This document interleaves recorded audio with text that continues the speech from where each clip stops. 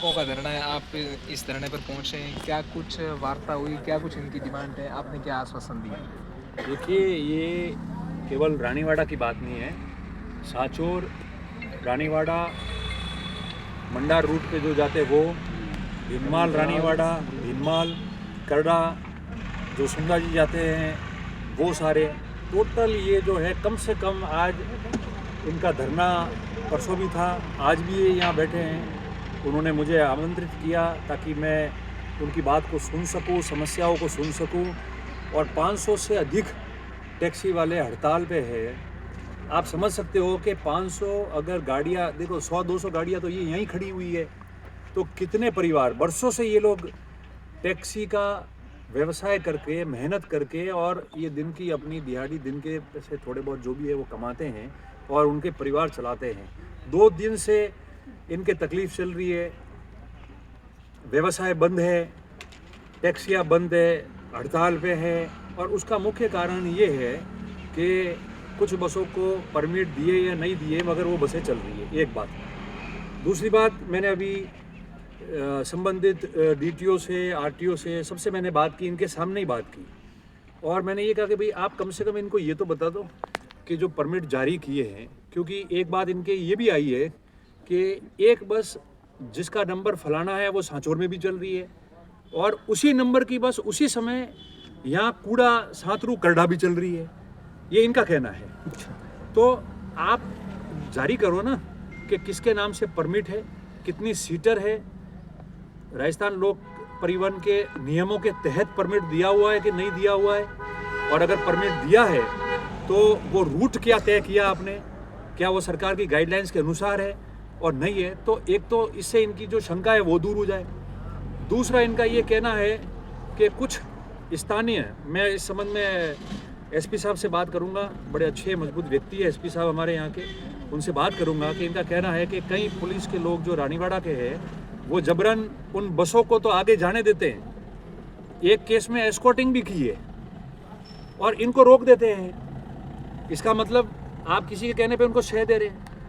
Permit किसी के भी नाम का हो, मगर ये जितने व्यक्ति हैं इनको आप पूछना अभी, इन्होंने, क्योंकि इसमें सब तहसील के लोग हैं, सब जाति बिरादरी के लोग हैं, इनका कहना है कि साहब परमिट किसी के नाम है, मगर मुख्य इन्होंने मुझे 1-2 नाम बताए हैं कि सब काम वो करते हैं। 10-10 लोग गाड़ी लेके यहाँ लेके आते हैं और हमारे पीछे पड़ते हैं, ताकि जो है हम लोग उन बसों को रोके नहीं, हम पूछे नहीं कि सवारी कौन सी है, रूट कौन सा है, इसलिए वो इतने लोग लेके आते हैं।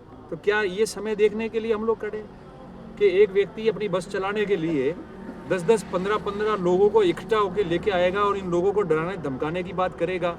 ये मैं नहीं, ये कह रहे हैं, आप इनसे पूछना, टैक्सी ऑपरेटर से, सबसे। और जिनकी ये बात कर रहे हैं, अगर वो व्यक्ति ऐसा कर रहा है तो भैया ये तो देखो, मैं तो पहले से ही कहता आया था, पिछले 5 साल की राज में उसने जो है यहाँ के रानीवाड़ा के लोगों को सांचौर होके है ना, भारतमाला पे एक डंपर कंक्रीट का डालने नहीं दिया, लोगों ने तेल घर का खुद का एक्स्ट्रा खर्च करके और धानेरा होके गए थे। और वो व्यक्ति तो करेगा, वो तो अपने खुद के लोगों को ही डुबो रहा है, जो ये कह रहे अगर उनका नाम है। पर मैं पहले कह रहा था, मैंने 28 तारीख को, महीने भर पहले जो बात की थी, वो गलत बात नहीं है। ये तो आग लगते लगते सब जगह आने वाली है। आपने देखा 15 अक्टूबर को मुझे लोगों ने कहा 15 अक्टूबर को रानीवाड़ा में एक प्लॉट को कब्जे करने के लिए बात होगी, हिस्ट्री सीटर टाइप एक आदमी जो है वो 3 गाड़ियां लेके आया। अब आप बताओ, कभी सोचा इस शांतपुर रानीवाड़ा में ऐसी कभी बातें हुई कि बाहर से आके गाड़ियां लेके, जिसके ऊपर जो हिस्ट्री सीटर है, डराने धमकाने का लोगों को काम करता है, वीडियो जारी करता है, कल भी कर सकता है। इतने मुकदमे हैं अलग अलग राज्यों में, और वो व्यक्ति आके सोचे कि लोग उसको ठेका दे और वो यहाँ से प्लॉटों पे कब्जा कर दे। ऐसा हमने कभी सुना, सोचा? नहीं हुआ।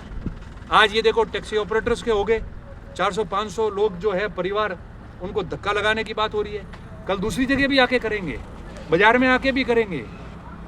और मैं वही बात कह रहा था, और जो मैं कह रहा था वो सत्य साबित हो रहा है। मगर मैं आपको कह रहा हूँ कि इस प्रकार के जो भी हमारे लोग हैं, वो भले किसी तहसील का आदमी हो, गरीब व्यक्ति, सामान्य व्यक्ति, अपनी दिनचर्या जिस व्यवसाय में छोटे मोटे में गुजारता है और पेट पालने के लिए मेहनत करता है, उसके ऊपर कुटारघात मैं किसी कीमत पे नहीं होने दूंगा। ऐसे हिस्ट्री सीटर बहुत सारे देखे हैं, उनका सामना करना भी आता है, मगर इस हमारी जो ये क्षेत्र है उसमें तो शांति को, व्यवस्था को भंग होने देंगे। और अगर कोई कार्मिक इनकी मदद कर रहा है तो वो भी सावधान हो जाए, नहीं तो हमको भी जो मोर्चा खोलना पड़ेगा उन लोगों के खिलाफ। और ये जितने भी हमारे लोग हैं, भले किसी भी व्यवसाय के हो, उनके सुख दुख में हम लोग साथ खड़े हैं। मैं सबसे यही निवेदन करता हूँ कि ऐसे लोग, असामाजिक तत्व जो धीरे धीरे करके ये जहर फैलाना चाह रहे हैं और आते आते बाजार तक आ जाएंगे, ढाणियों तक आ जाएंगे और जीना हराम कर देंगे। ये किसी समाज, व्यक्ति, बिरादरी की बात नहीं है। केवल वो लोग जिनके ऊपर ठप्पा लगा हुआ है हिस्ट्री सीटरों का और असामाजिक तत्वों का, उनकी बात है। और उनकी मदद लेके आप गाड़ियाँ पीछे दौड़ा के टैक्सी वालों को रुकाओगे, ये तो ठीक है, हम बोल नहीं रहे। और फिर इनको कह रहे हैं, इनको कह रहे थे, क्या कह रहे, कौन पाले मोनी, ये कहा आप लोगों ने कहा ना मेरे को कि कौन पाले, ऐसे तो छोड़ दो, कौन पाले तो टाइम दियो रहा मुंह हटे रानीवाड़ा हाथ और फाटक माते उगो, कौन पाले ना कौन मोरे आदमी, कौन इन पूरी प्रजा रानीवाड़ा को तो रोकने की बात करता है, ऐसा कोई है नहीं। मगर ये आते पिछले जो 5 साल से और 2 साल ये हो गए ना, उससे जो खराब किए ना वही लोग हैं।